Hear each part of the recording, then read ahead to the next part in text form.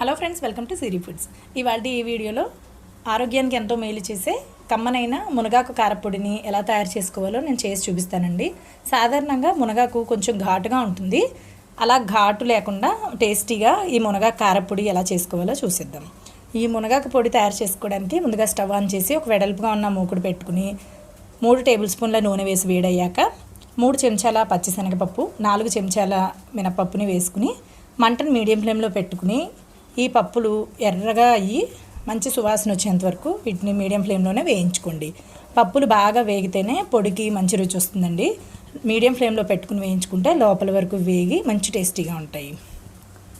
ఇవి వేగిన తర్వాత 4 చెంచాల ధనియాలను కూడా వేసుకుని 1 నిమిషం అలా వేయించుకోవాలి. ఇదంతా కూడా మీడియం ఫ్లేమ్లోనే పెట్టుకుని చేసుకోవాలి. ఇవన్నీ వేగిపోయిన తర్వాత 20 ఎండుమిరపకాయలను వేసుకుని వీటిని కూడా కొద్దిసేపు వేయించుకోవాలి. ఎండుమిరపకాయలని ఎక్కడ మాడిపోనివ్వకూడదండి. మాడిపోతే పొడి టేస్ట్ అంతా కూడా మారిపోతుంది. ఇలా ఎండుమిరపకాయలు కూడా వేగిపోయిన తర్వాత మునగాకుని వేసుకోవాలి. ఈ మునగాకుని మన అరచేయంత సైజు గ్లాసున్నర మునగాకుని వేస్తున్నాను.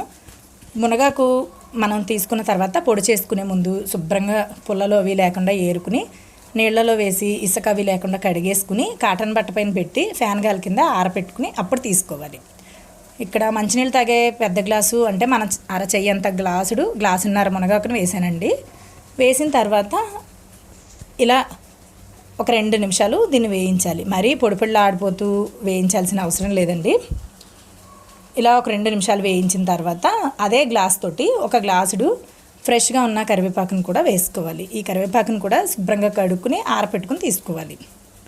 ఇలా కరివేపాకు యాడ్ చేయడం వల్ల ఆరోగ్యానికి కూడా మంచిది. అది కాకుండా మునగాకు యొక్క టేస్ట్ అనేది కొంచెం తగ్గుతుంది. అది ఘాటుగా ఉంటుందని చెప్పాను కదా. మనకి పొడి తినేటప్పుడు చాలా రుచిగా ఉండి ఇంకాస్త ఎక్కువ తినాలి అనుకుంటే ఖచ్చితంగా కరివేపాకుని యాడ్ చేసుకోండి. లేదంటే చాలామంది పల్లీలు, నువ్వులు కూడా వేసుకుని చేసుకుంటారు. ఇలా కరివేపాకు వేసిన తర్వాత కూడా మీడియం ఫ్లేమ్లోనే 1 నిమిషం పాటు వేగిన తర్వాత చింతపండుని వేసుకోవాలండి. నిమ్మకాయలోని సగం చెక్కంతా చింతపండు వేసుకుంటే సరిపోతుంది. ఇలా విడదీసుకుని వేసుకుని స్టవ్ ఆఫ్ చేసేసుకోండి. ఇలా కలిపేసుకుంటే ఆ వేడికి ఆ చింతపండు కాస్త మెత్తబడుతుంది. ఇప్పుడు దీన్ని పక్కకు దింపేసి పూర్తిగా చల్లారనివ్వండి.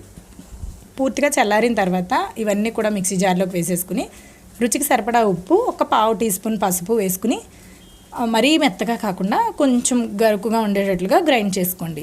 మనకి ఆ పప్పులు ఏవైతే వేసామో అవి అన్నం తినేటప్పుడు మధ్యలో అక్కడక్కడ తగిలి క్రంచీగా అన్నం తినేటప్పుడు బాగుంటాయి. ఇంతేనండి, మనకి మునగాకు పొడి తయారైపోయింది. ఈ మునగాకు పొడి వేడివేడి అన్నంలోకే కాకుండా మనం ఇడ్లీ, దోశ ఇలాంటి టిఫిన్స్లోకి కూడా వేసుకోవచ్చు. ఘీ పొడి ఇడ్లీ అని ఇప్పుడు చేస్తున్నారు కదా, అలా కూడా ఈ పొడితోటి తయారు చేసుకోవచ్చు. ఇంతేనండి, మనకి ఆరోగ్యానికి ఎంతో మేలు చేసే కమ్మనైన మునగాకు పొడి తయారైపోయింది.